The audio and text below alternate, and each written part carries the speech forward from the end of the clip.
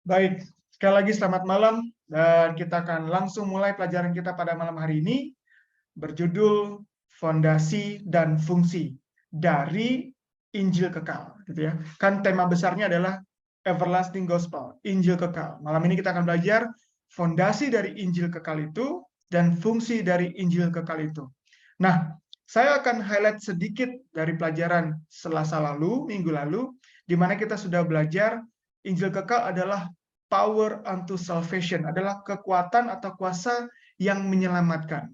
Ya, kita sudah belajar bahwa Injil itu menyelamatkan karena kamu selamat oleh Injil. Dan kita sudah belajar bahwa apa yang dimaksud oleh surat Paulus di kitab Korintus dengan surat Paulus di kitab Efesus, karena Efesus 8 bilang kamu diselamatkan oleh kasih karunia, karena kasih karunia kamu diselamatkan oleh iman. Di dalam Korintus dikatakan kamu selamat oleh Injil. Jadi Injil dan iman adalah satu pekabaran yang sama yang mengerucut kepada pelayanan atau pekerjaan Yesus, yaitu kasih karunia. Oke? Dan kita juga belajar bahwa karena Injil yang kekal ini, Injil Yesus Kristus, Injil Kristus yang menyelamatkan itu sangat bermanfaat bagi kita, setan tidak suka, ya, setan tidak suka. Dan kita sudah belajar karena tidak sukanya setan sama Injil yang menyelamatkan ini, Injil yang bisa membawa kita kepada suatu pertemuan yang damai sejahtera di dalam Yesus sampai nanti Tuhan datangi kedua kali, lalu kita akan naik masuk ke surga dan tinggal di langit dan bumi yang baru. Setan tidak suka itu, maka setan akan mengganggu dengan menyediakan atau membuat Injil yang palsu. Dan kita sudah belajar minggu lalu, teman-teman yang belum hadir minggu lalu nanti boleh lihat rekaman video pelajaran kita minggu lalu di YouTube Beautiful Hope Ministry, di mana kita lihat setan menggunakan Injil palsu, dan Alkitab mengamarkan itu dari beberapa tulisan dari Rasul Paulus. Hati-hati dengan Injil yang lain, Kristus yang lain, Mesias yang lain, ya, Injil palsu yang tentu saja tidak menyelamatkan, tidak power unto salvation, tidak punya kuasa untuk menyelamatkan. Kita sudah belajar juga bahwa setan kuasa untuk berdosa dan Yesus kuasa untuk membebaskan kita dari dosa.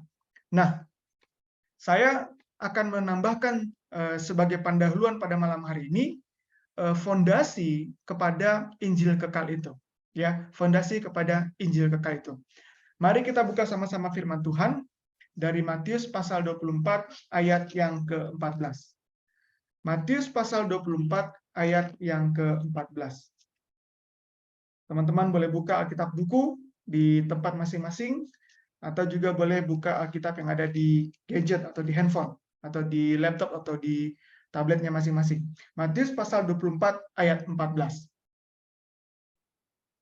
Baik, nah sebelum saya baca, atau kita sama-sama baca Matius 24 ayat yang 14, saya mau kita ingat bahwa Matius pasal 24 adalah percakapan antara Yesus dan murid-muridnya, di mana percakapan itu dimulai oleh murid-muridnya, mulai dari ayat yang ke-1 sampai 3, kemudian 3 sampai selanjutnya, di mana murid-muridnya memberikan satu pertanyaan yang baik.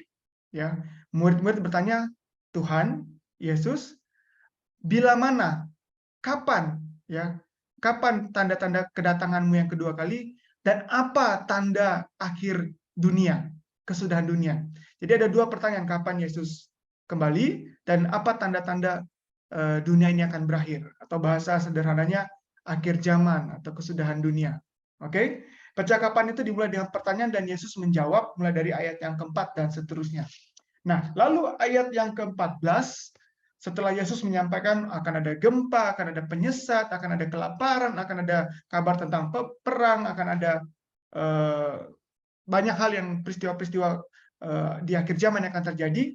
Lalu di ayat ke-14, Yesus bilang, dan Injil kerajaan ini akan diberitakan di seluruh dunia, menjadi kesaksian bagi semua bangsa, sesudah itu barulah tiba kesudahannya. Nah, saya mau kita kembali lagi ke ayat yang ketiga. Saya bacakan saja ayat yang ketiga di bagian pertengahan.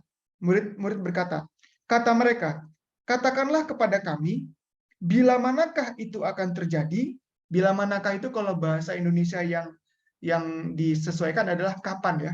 Bila manakah atau kapan itu akan terjadi, dan apakah tanda kedatanganmu dan tanda kesudahan dunia. Jadi kesudahan, ada kata kesudahan. Nah, di ayat yang ke-14, Yesus menjawab, dan Injil kerajaan ini akan diberitakan di seluruh dunia, menjadi kesaksian bagi semua bangsa, sesudah itu barulah tiba kesudahannya. Jadi ini pertanyaan yang baik dan dijawab dengan baik, gitu ya.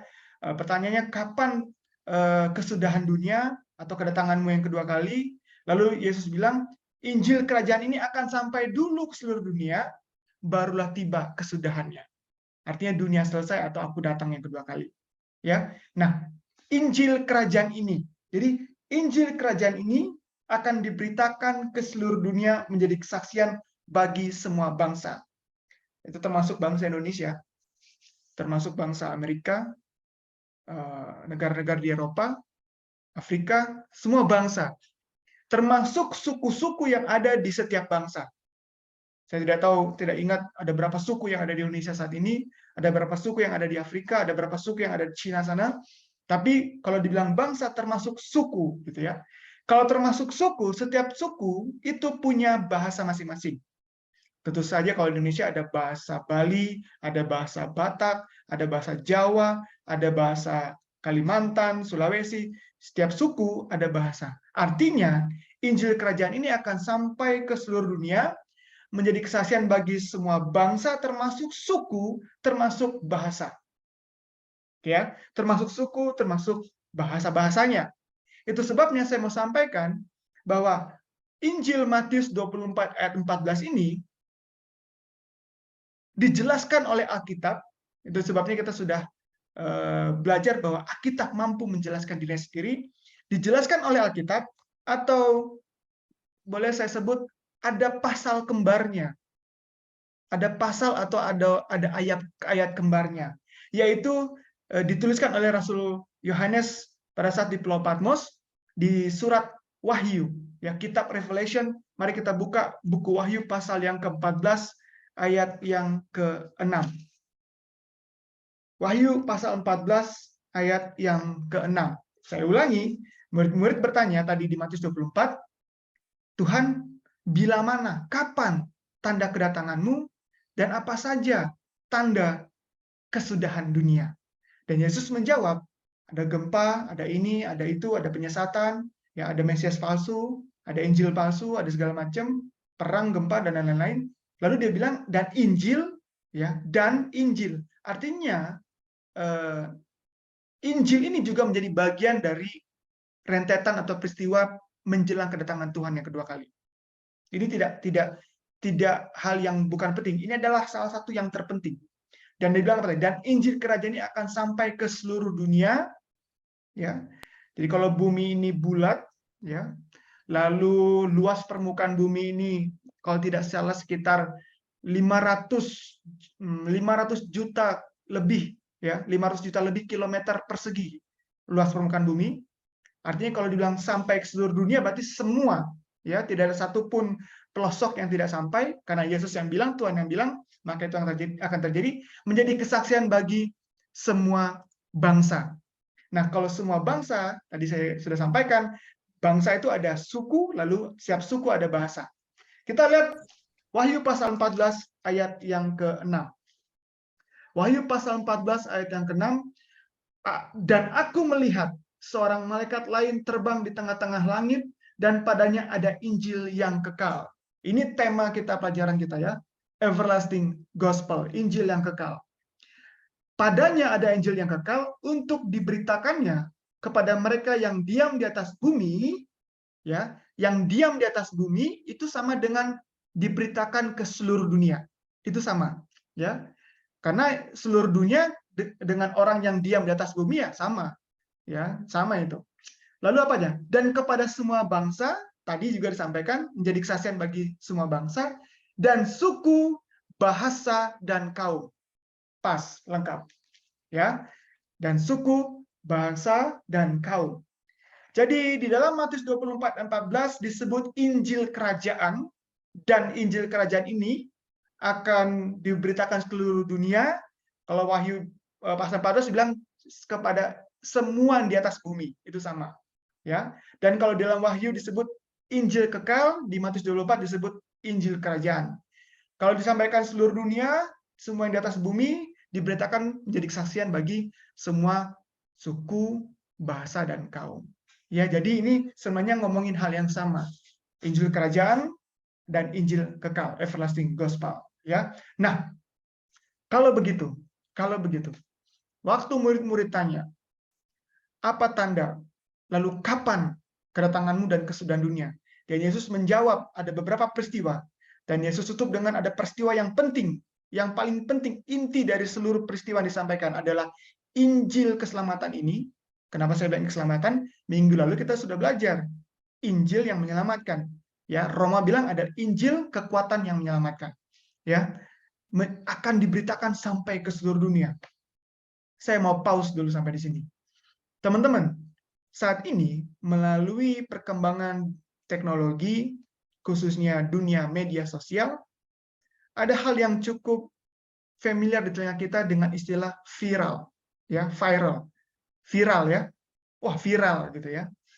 Ada berita, wah viral loh itu sekarang, oh ini sekarang viral loh, oh si artis ini viral, oh tokoh politik ini viral, oh ada seniman viral, ada peristiwa yang viral, ya. Tapi melalui pelajaran pada malam hari ini ada sebuah kepastian. Saya ulangi, ada sebuah kepastian. Karena yang bilang Tuhan. Ada satu yang akan viral melebihi segala sesuatu yang pernah viral. Apa tadi? Injil kerajaan atau Injil kekal. Karena akan apa?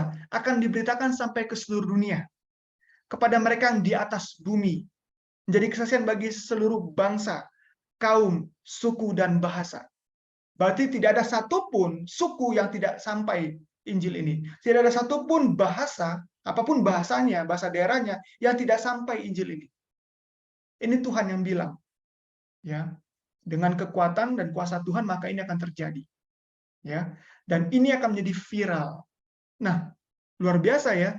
Sesuatu yang kita tahu, kata Tuhan, akan viral, kita sudah duluan belajar malam hari ini. Dan bagi teman-teman yang sudah pernah belajar tentang Injil kekal, ya, puji Tuhan, ya. Malam ini repetition aja, pengulangan gitu ya. Repetition make perfect gitu ya. Mengulang membuat kita lebih apa? Lebih kuat. Luar biasa, puji Tuhan, malam ini kita dapat kesempatan untuk belajar sesuatu yang pasti nanti akan viral. Dan bukan sekedar viral, Injil ini menyelamatkan. Karena ada kekuatan, power unto salvation, kekuatan yang menyelamatkan. Gitu ya. Luar biasa. Nah, mari kita lanjutkan. Rasul Yohanes di Pulau Patmos, dia katakan, dan Injil kekal yang diberitakan kepada mereka yang di atas bumi ini menjadi kesaksian bagi semua bangsa, suku, kaum, dan bahasa. Dia jelaskan apa saja Injil itu. Apa saja Injil itu. Apa saja isinya. Apa sih Injilnya gitu ya. Dia jelaskan di ayat yang ke-7, 8, 9, sampai yang ke-12. Secara singkat saya mau sampaikan kepada teman-teman, mungkin pernah dengar, mungkin sudah pernah belajar tentang pekabaran 3 malaikat. Sebenarnya pekabaran 3 malaikat adalah Injil kekal yang menyelamatkan. Izinkan saya menyampaikan seperti itu. Ya, pekabaran 3 malaikat. Kenapa dibilang 3 malaikat? Nanti kita akan baca, karena ada 3 malaikat yang menyampaikan pekabaran itu. Dan teman-teman perlu perhatikan bahwa bila mana Alkitab menggunakan kata malaikat, itu tidak hanya makhluk ciptaan Allah yang lain yang tidak ada di bumi, yang ada di sorga, ya, angelos, malaikat, tapi juga kalau dari tulisan aslinya, ya, bahasa Grekanya, bahasa Ibraninya, angelos yang artinya juga adalah messenger, pembawa kabar, pembawa berita, gitu ya. Nah, mari kita masuk apa saja Injil yang dimaksud oleh Matius 24 ayat 14, lalu yang dimaksud oleh Wahyu 14 ayat 6. Injil kerajaan atau Injil kekal. Wahyu pasal 14 ayat yang ke-7. Dan ia berseru dengan suara nyaring. Ini malaikat tadi ya, pembawa kabar. Takutlah akan Allah. Saya stop di situ. 1, muliakanlah Dia. 2, karena telah tiba saat penghakimannya. 3, dan sembahlah dia yang telah menjadikan langit dan bumi, laut, dan semua mata air.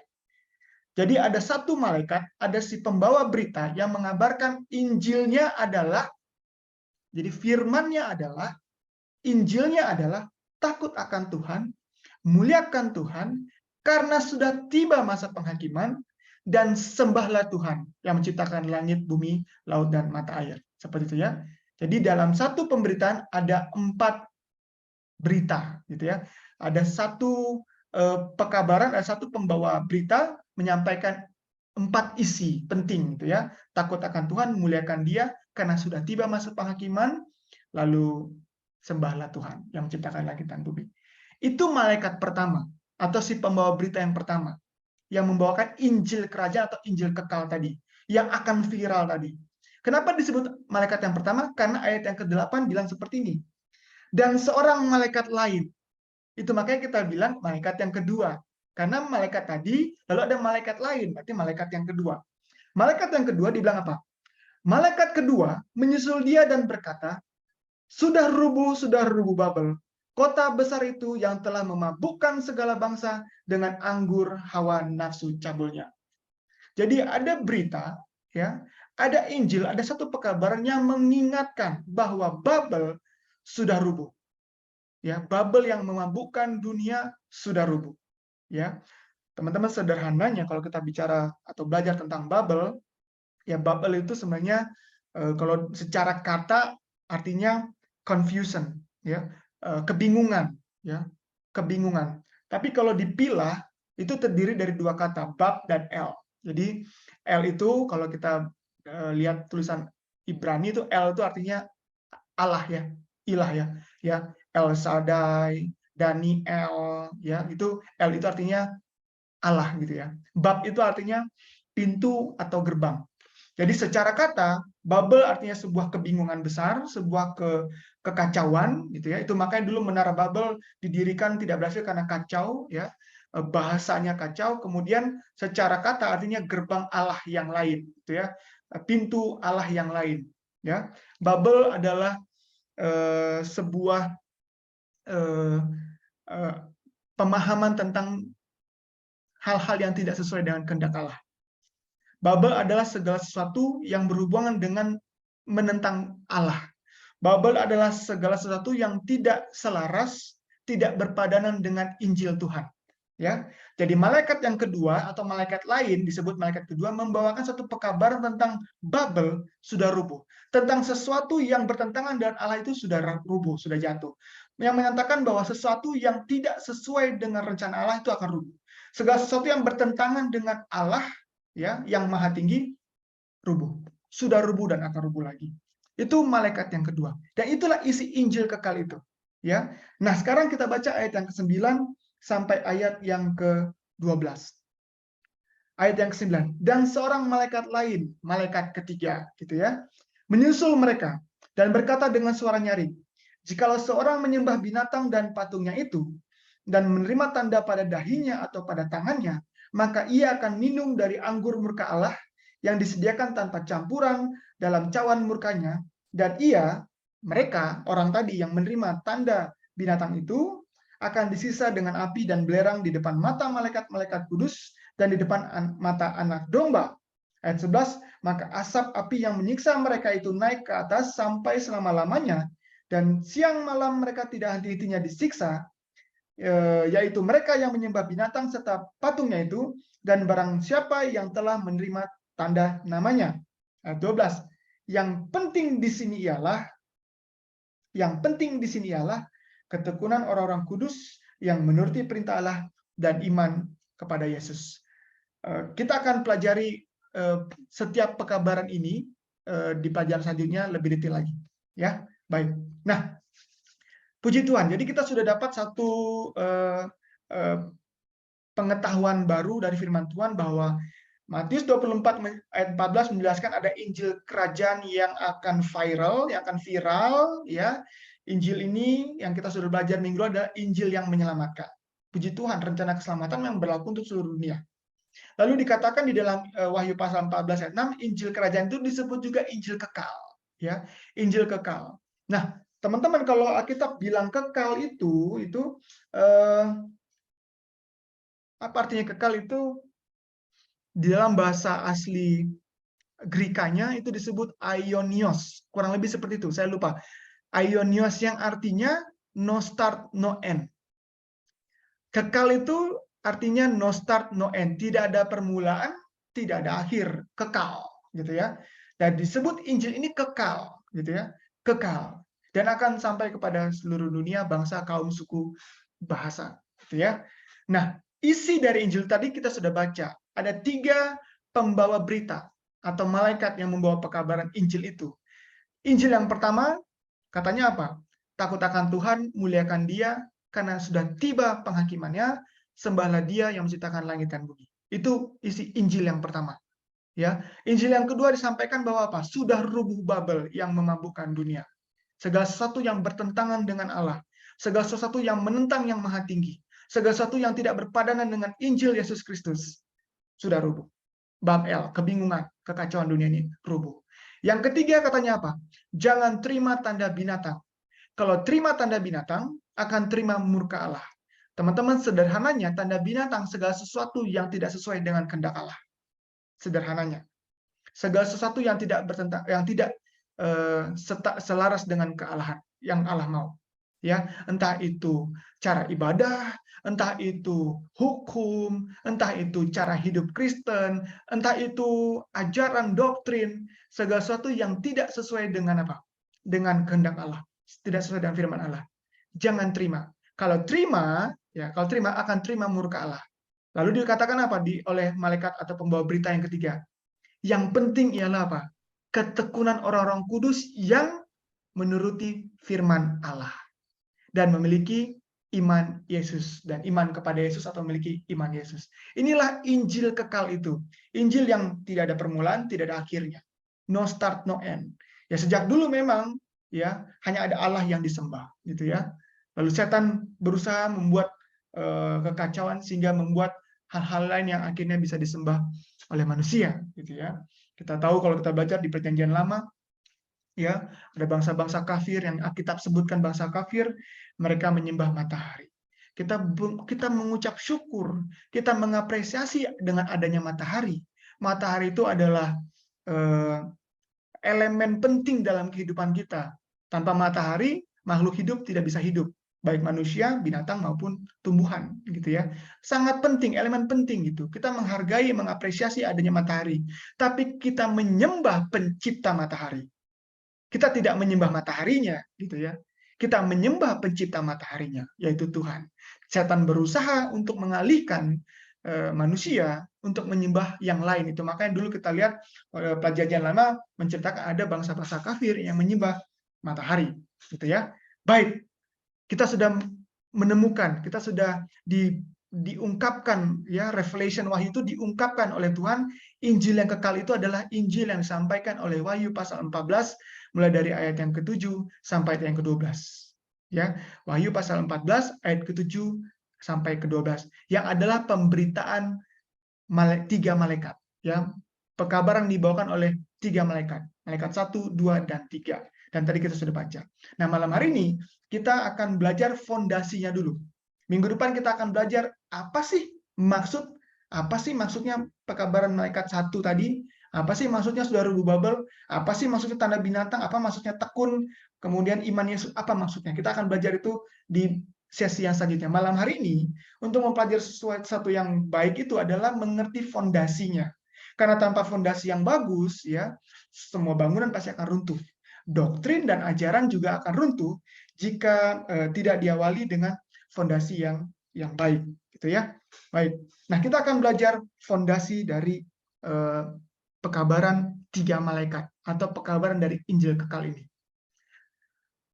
Saya pribadi senang dan suka mengulang-ulang ini karena memang belajar Alkitab sebenarnya belajar tentang Tuhan, gitu ya. Untuk mengetahui fondasi dari Injil kekal yang menyelamatkan ini, pekabaran malaikat 1, 2, dan 3 tadi, kita perlu tahu dulu sumber Injil ini. Kalau Injil ini tadi disebut kekal, no start, no end, aionios, gitu ya, tidak ada awal, tidak akhir, maka ini pasti berhubungan dengan Tuhan, karena Tuhan itu kekal. Ya, Allah itu kekal, gitu ya. Allah itu sudah ada sejak tidak tahu, karena dia tidak ada permulaan, karena tidak ada awal, tidak ada akhir, kekal, no start, no end.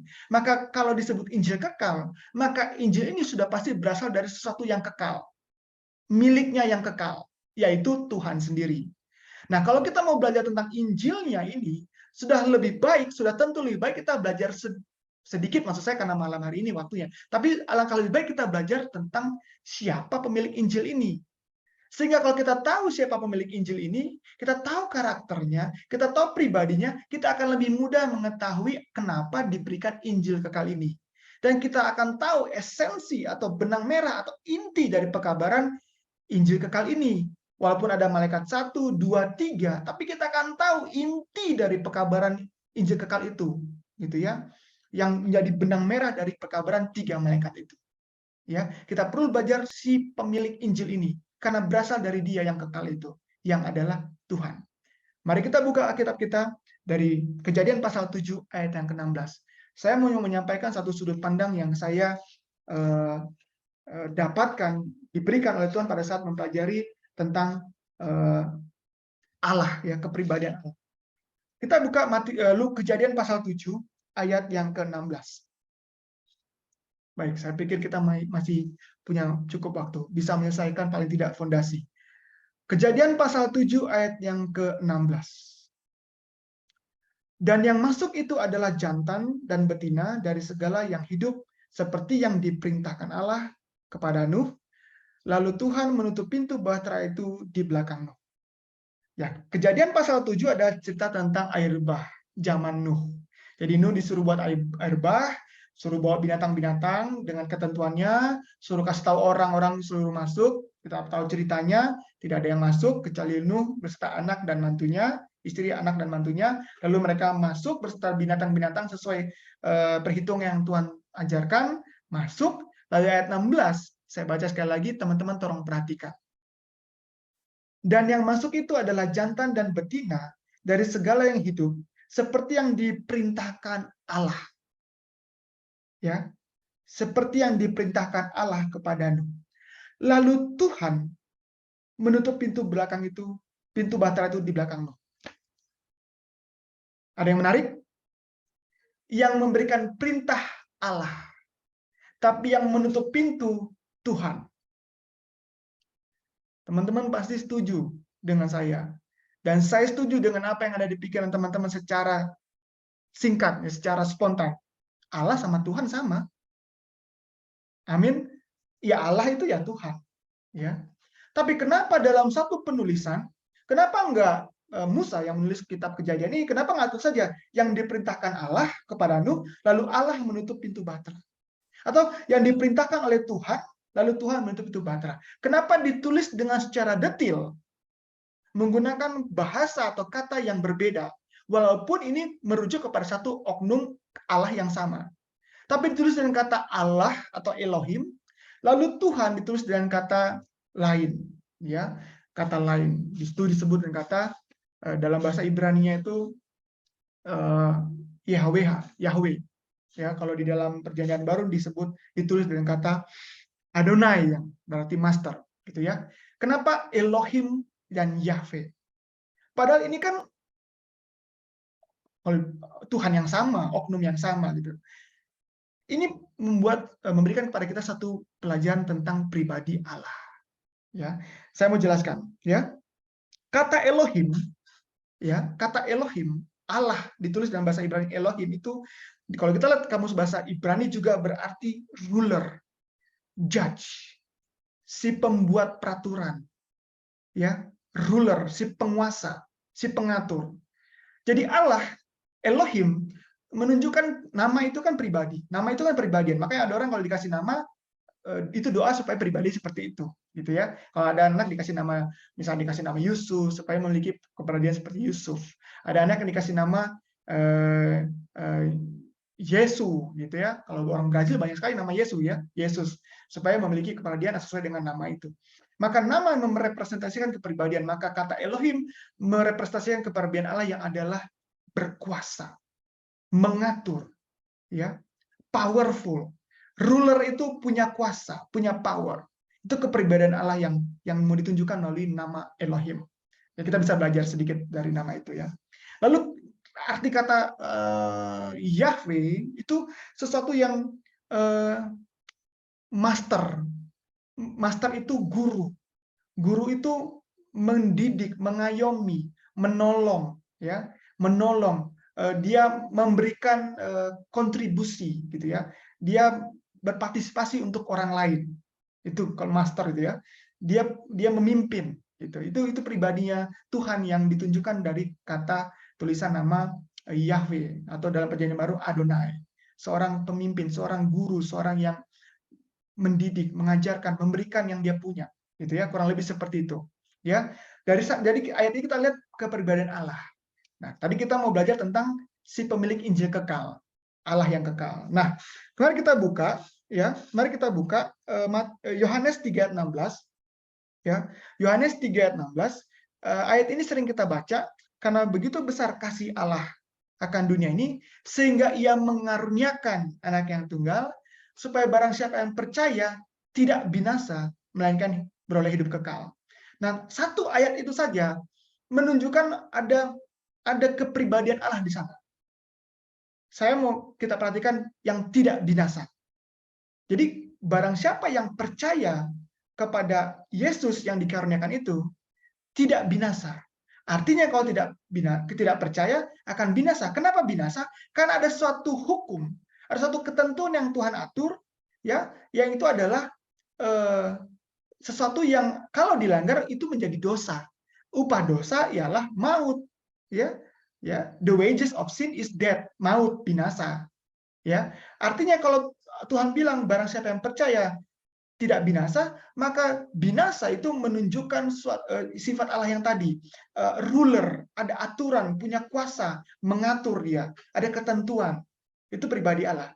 Tapi di ayat yang sama, Yohanes 3:16, Tuhan juga menunjukkan pribadinya. Karena begitu besar kasihnya, ia mengaruniakan. Dia berkorban, dia korbankan dirinya. Yesus mengorbankan dirinya untuk keselamatan kita supaya kita tidak binasa.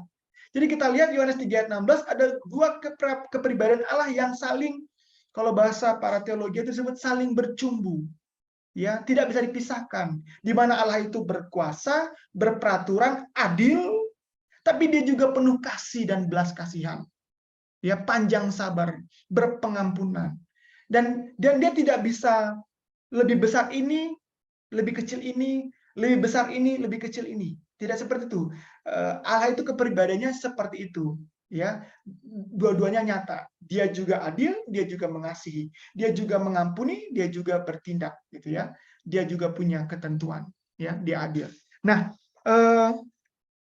kalau kita tahu, saya lihat waktu dulu, masih bisa nggak ambil 2 menit untuk jelaskan lagi lebih dalam tentang pribadi Allah ini. Tapi dari 2 ayat tadi, dari kata namanya yang disebut Elohim dan juga disebut Yahweh, dari ayat Yohanes 3 ayat 16, kita juga bisa lihat bagaimana ada 2 pribadinya, Allah yang adil, tapi dia juga mengasihi, Allah yang berperaturan, yang Elohim, yang ruler, tapi juga Allah yang Yahweh, yang mengasihi, ya. Pribadi yang tidak bisa dipisahkan itu adalah pribadi Allah yang unggul, yang utama. Saya mau ajak kita lebih dalam lagi, sedikit lagi, sehingga kita betul-betul mendapat gambaran yang jelas tentang pribadi Allah ini, si pemilik Injil kekal ini. Mari kita buka Keluaran pasal 34. Saya percaya, yakin beberapa teman mungkin atau semua yang sudah pernah belajar tentang pribadi Allah ini sudah pernah mengunjungi Kejadian pasal 33 dan 34. Di sesi yang pelajaran sebelumnya tentang kasih karunia kita sudah belajar ini sebenarnya. Baik. Keluaran pasal 33 dulu. Keluaran pasal 33 dulu kita lihat. Ada pertanyaan yang ditanyakan oleh Musa kepada Tuhan. Keluaran pasal 33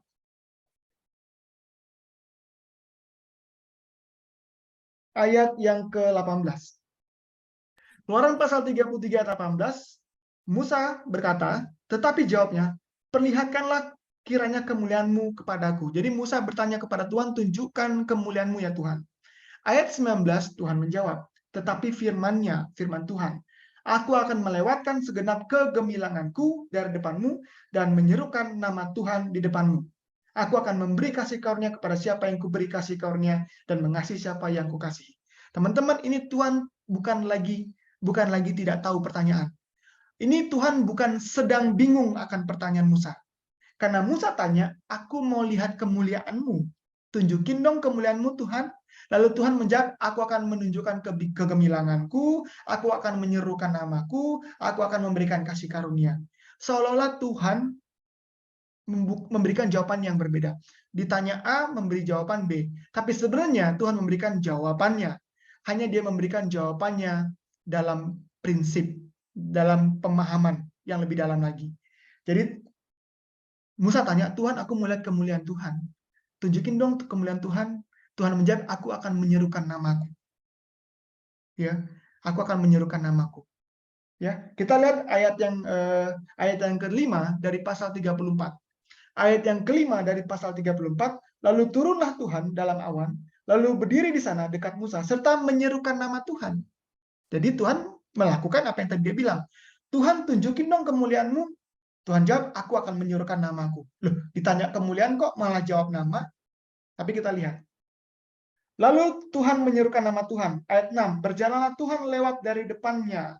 Tuhan kasih tahu namanya. Mari kita baca. Dan berseru, Tuhan, Tuhan Allah penyayang dan pengasih, panjang sabar, berlimpah kasih dan setianya, yang meneguhkan kasih setianya kepada beribu-ribu orang, yang mengampuni kesalahan, pelanggaran, dan dosa, tetapi tidaklah sekali-kali membebaskan orang yang bersalah dari hukuman, yang membalaskan kesalahan bapa kepada anaknya dan cucunya kepada keturunan yang ketiga dan keempat.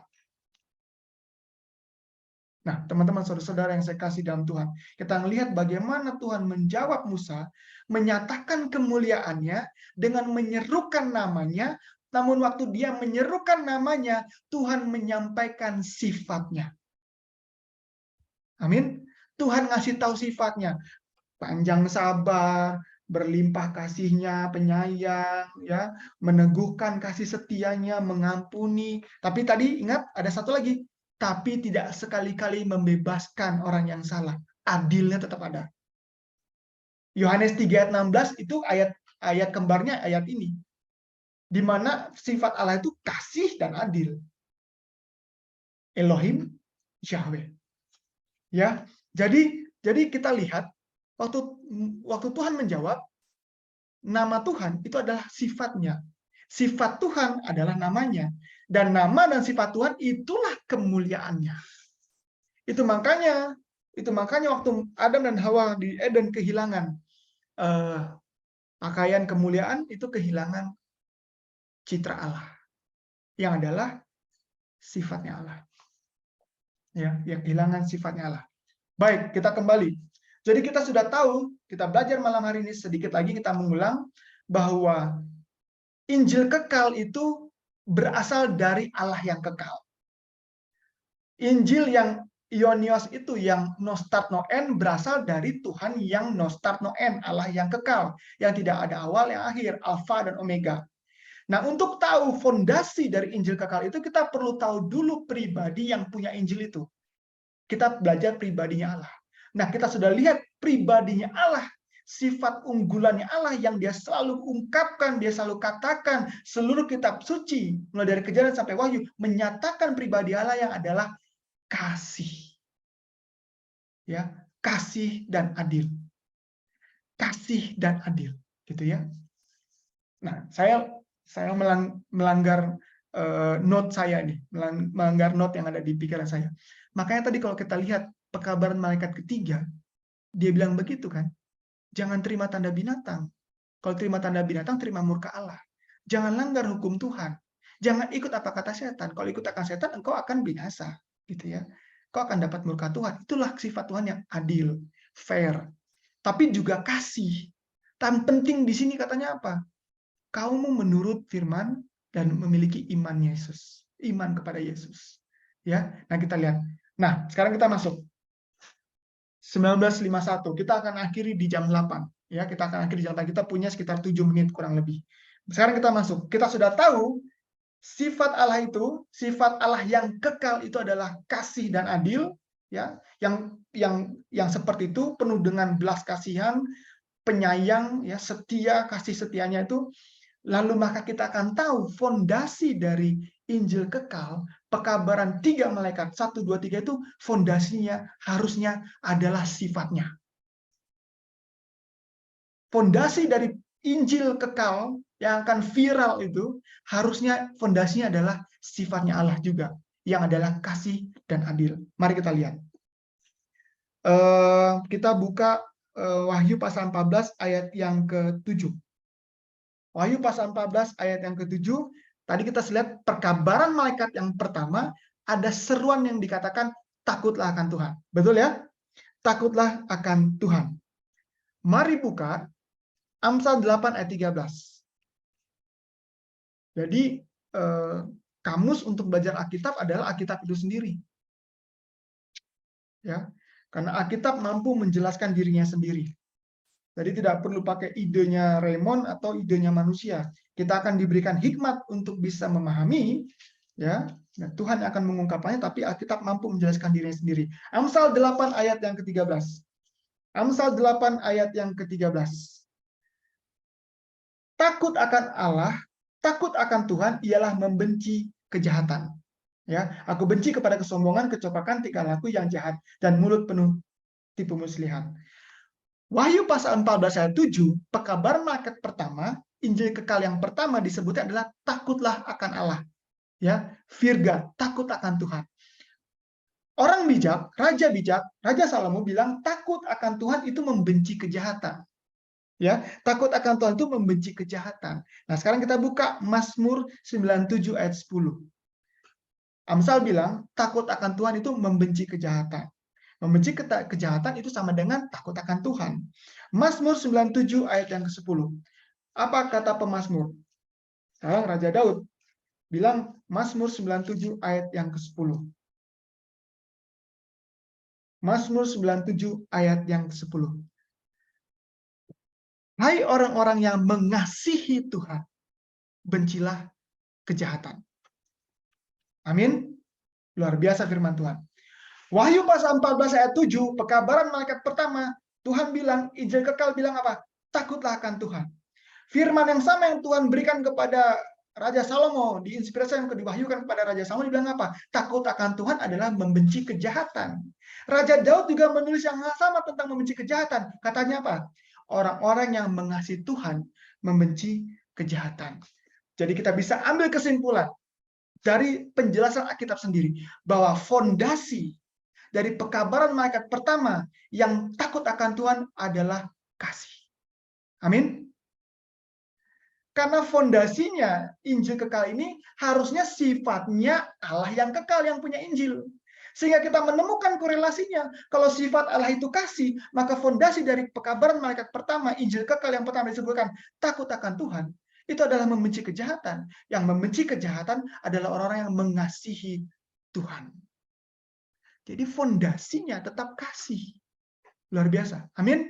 Amin. Mari kita lanjutin. Kita lihat, kita coba lanjutkan. Ya, kita masih ada waktu sedikit. Pekabaran malaikat pertama, Injil kekal yang diserukan oleh malaikat pertama, takutlah akan Tuhan. Lalu yang kedua, muliakanlah Dia. Give glory to God. Ya, muliakan Dia. Mari kita buka Mazmur 115 ayat 1. Mazmur 115 ayat 1. Firman Tuhan, Alkitab menuliskan. Mazmur 115 ayat yang pertama.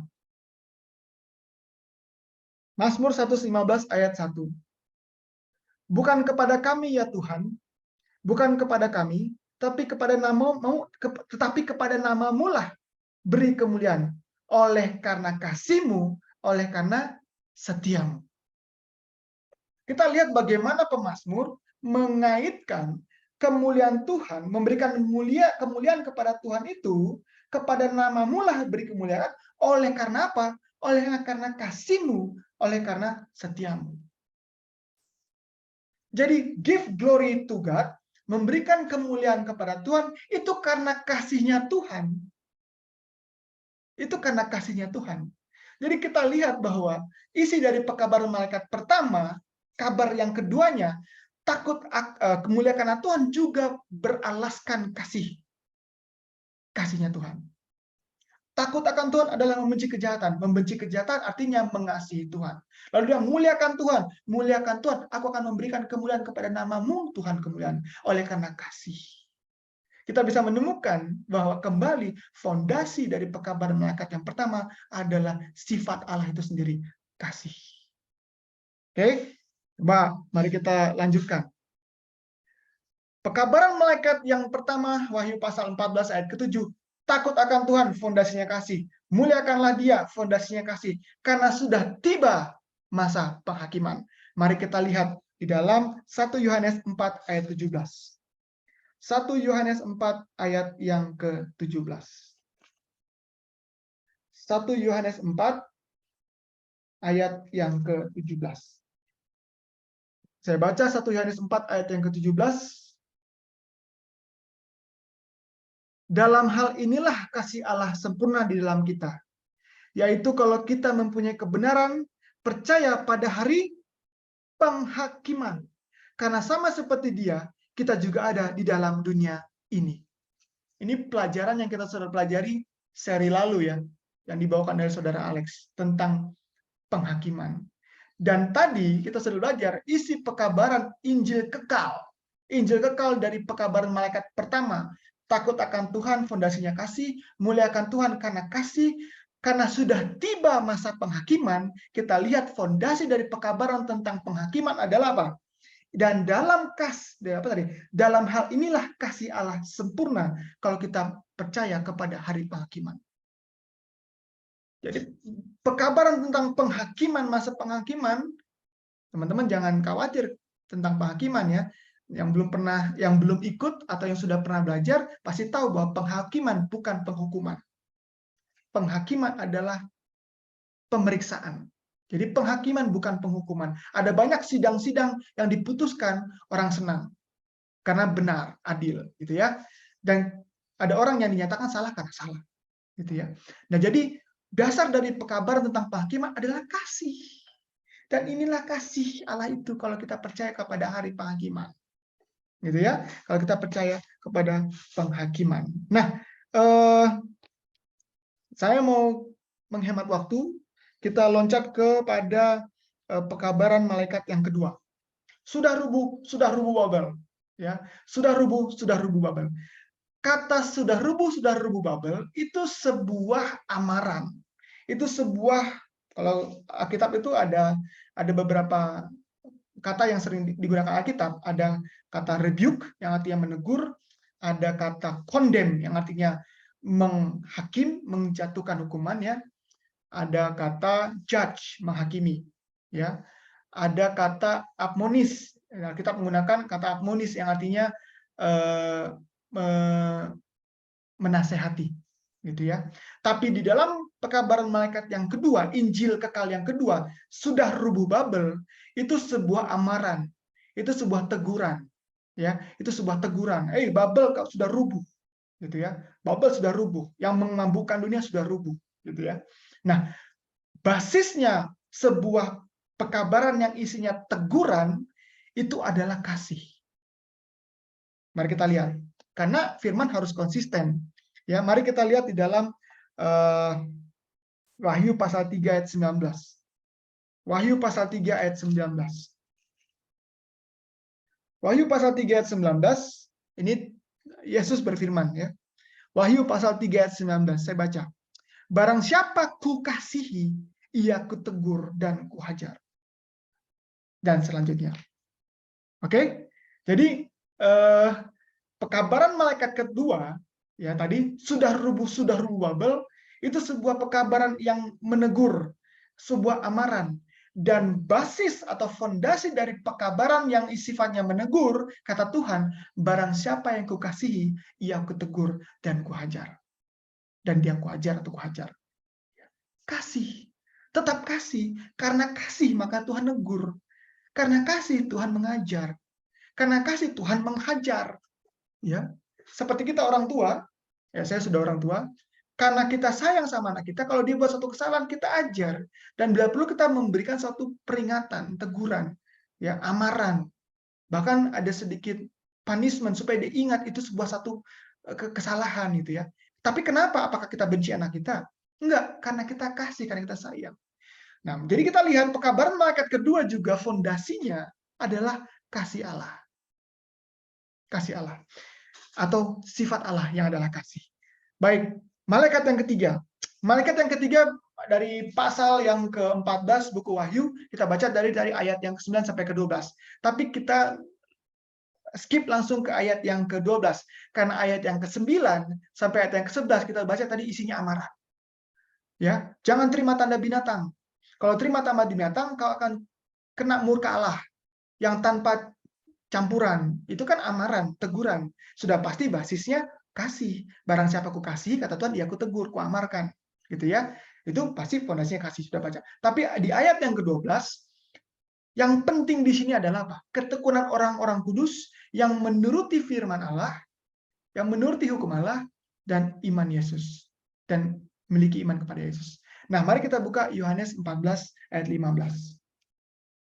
Yohanes pasal 14 ayat 15. Kita akan melihat bahwa pekabaran malaikat ketiga, Injil kekal yang disampaikan oleh pemberita yang ketiga, malaikat yang ketiga, juga berisikan sebuah pekabaran Injil yang berbasis sifat Allah, fondasinya Allah. Yohanes pasal 14 ayat yang ke-15. Jika kamu mengasihi aku, kamu akan menuruti perintah. Amin, saudara. Luar biasa ya. Kalau kamu mengasihi aku, kamu akan apa? Menuruti perintahku. Pekabaran malaikat ketiga ditutup dengan ayat 12. Yang penting di sini ialah ketekunan orang-orang kudus yang menuruti perintah. Yohanes menjelaskan dalam pasal yang ke-14, dibilang apa? Kalau kamu mau menurut perintah, itu karena kamu mengasihi aku.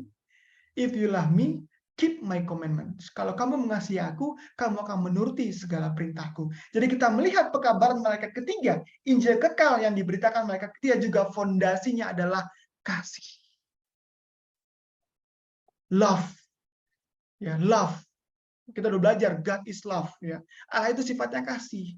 Jadi teman-teman sebenarnya Injil kekal, Injil kerajaan yang viral itu, yang dibawakan oleh 3 pemberita tadi, malaikat pertama, 2, 3, itu fondasinya kasih. Ya, saya tutup Alkitab saya supaya kita akhiri karena sudah cukup waktunya, kurang lebih 1 jam kita belajar malam-malam hari ini. Kita akan sambung sesi depan. Saya akan tutup dengan seperti ini, bahwa seluruh kitab suci, ya, saya buka dulu di ayatnya supaya nanti nggak salah dan nggak dikira ngarang ya. Lukas pasal yang ke-24. Lukas pasal yang ke-24 ayat yang ke 47 mungkin. Lukas pasal 24 ayat yang ke-40.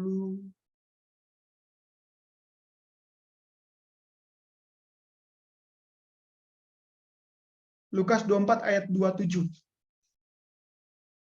Lukas pasal 24 ayat yang ke-27. Lalu ia, Yesus.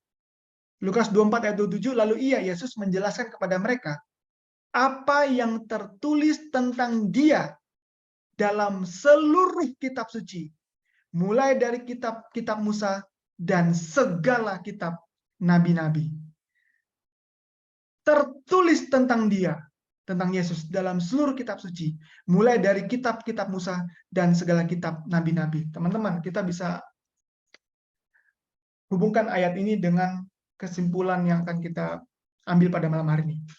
Bahwa seluruh kitab suci sebenarnya membawakan satu pekabaran inti atau benang merah yang adalah mengajarkan tentang Allah melalui pelayanan Yesus. Seluruh kitab suci ceritanya tentang aku, kata Yesus. Tapi Yesus bilang, kalau kamu melihat aku, kamu melihat Bapa. Kalau kamu mengenal aku, kamu mengenal Bapa. Jadi seluruh kitab suci sebenarnya mengajarkan atau mengungkap tentang Allah itu sendiri. melalui pelayanan Yesus. Dan seluruh kitab suci ya mengajarkan kepada kita, mulai dari seluruh kitab Musa sampai kitab Nabi, mengajarkan tentang sifatnya Allah itu sendiri, yang adalah kasih. Ya, sifat Allah itu sendiri. Dan karena sifat Allah itu kasih, seluruh kitab suci, benang merahnya intinya semuanya mengajarkan kepada kita, membawakan satu kabar firman Tuhan yang intinya adalah tentang rencana keselamatan. Jadi seluruh kitab suci mengajarkan tentang Allah, lalu pribadinya Allah, dan rencananya Allah untuk menyelamatkan kita. Dan itulah Injil Kerajaan dan Injil Kekal itu yang menyelamatkan Yesus Kristus, anak Allah. Yang hanya keselamatan hanya melalui Dia. Karena kasih karunia kamu diselamatkan oleh percaya, oleh iman, bukan hasil usahamu. Karena begitu besar kasih Allah akan dunia ini, sehingga Ia karuniakan anak yang tunggal, supaya yang percaya tidak binasa tapi hidup kekal, selamat. Seluruh kitab suci mengajarkan tentang siapa Allah sebenarnya. Lalu seperti apa sifatnya Allah? Lalu bagaimana rencana Allah menyelamatkan kita? Maka Injil Kerajaan dan Injil Kekal itu juga mengajarkan hal yang sama. Malam hari ini kita sudah belajar tentang fondasi dari ketiga Injil Kekal itu, atau Injil Kekal yang berisi 3 pekabaran itu. Yang fondasinya adalah love, kasih sifat Allah yang Dia mau ajarkan kepada kita. Akan menjadi suatu kegagalan, akan menjadi suatu kesulitan kalau kita mau menerima pekabaran Injil Kekal ini kalau kita tidak belajar sifatnya Allah. Karena tidak bisa meletakkan Injil Kekal ini, tidak bisa menghidupkan Injil Kekal yang menyelamatkan, yang akan viral ini, kalau kita tidak punya fondasinya dulu, yang adalah sifatnya Allah, love of God itu kita punya. Makanya Tuhan bilang pada saat ditanya sama orang-orang, mana hukum yang paling utama? Kita sudah belajar itu. Kasih kepada Allah, karena itu yang utama, lalu kasih kepada sama manusia. Itu setelahnya. Jadi inti dari seluruh kitab suci ini mengajarkan kita tentang pribadinya Allah dan bagaimana kita bisa mempunyai pribadi Allah itu. Maka waktu Adam dan Hawa berdosa di Eden, dia kehilangan kemuliaan Allah, kehilangan pribadinya Allah, sifatnya Allah itu, karakter Allah itu. Dan seluruh kitab suci mengajarkan kita kembali untuk kita memiliki kembali pribadi Allah itu. Kalau Wahyu pasal 19 ayat yang keempat, kita akan pakai lagi pakaian kemuliaan itu, kain lenan halus itu. Saya baca ya, Wahyu pasal 19 kalau tidak salah. Nah, Wahyu pasal 19 ayat 8. Wahyu pasal 19 ayat 8, dan kepadanya dikaruniakan supaya memakai kain lenan halus yang berkilau-kilauan dan yang putih bersih. Lenan halus itu adalah perbuatan yang benar dari orang-orang kudus. Kain lenan halus itu adalah pakaian kemuliaan yang hilang di Eden. Kita akan pakai kembali lagi, sifat Allah itu akan kita miliki lagi. Jadi itulah pelajaran kita pada malam hari, teman-teman. Everlasting gospel. Injil yang kekal. No start, no end. Karena dimiliki oleh Allah yang kekal, no start, no end. Nah, Allah yang kekal itu sifatnya kasih, maka fondasi dari Injil kekal yang menyelamatkan akan viral sampai ke seluruh dunia, ke semua yang hidup di atas bumi, kepada suku, kaum, dan bahasa. Itu sifatnya, fondasinya adalah sifat kasih Allah itu. Dan kita kalau mau memiliki Injil itu, mau menerima Injil itu, kita harus punya fondasi yang sama. Mengasihi Allah, memiliki sifat kasih. Semoga pelajaran malam hari memberikan satu pandangan baru tentang kebenaran firman Tuhan, dan itu boleh menggetarkan rohani kita memiliki satu kebangunan rohani, kita rindu untuk menerima Injil kekal yang menyelamatkan itu, dan bisa kita hidupkan dengan lebih dahulu memiliki sifat Allah, gitu ya, memiliki fondasi yang benar dari Injil itu sendiri, yang adalah pribadi Kristus. Ya, makanya obat untuk dunia ini hanya Kristus. Semoga boleh menolong kita semua. Mohon maaf malam hari ini nggak sempat berarti membahas function. Jadi kan judulnya tadinya adalah Foundation and Function, fondasi dan fungsi. Selasa depan kita akan sambung apa fungsi dari Injil kekal ini. Kita sudah belajar fondasinya, kita akan belajar fungsinya Selasa depan. Untuk kemuliaan bagi nama Tuhan, semoga menjadi berkat untuk saudara dan saya. Saya bawa ini dalam nama Yesus. Amin.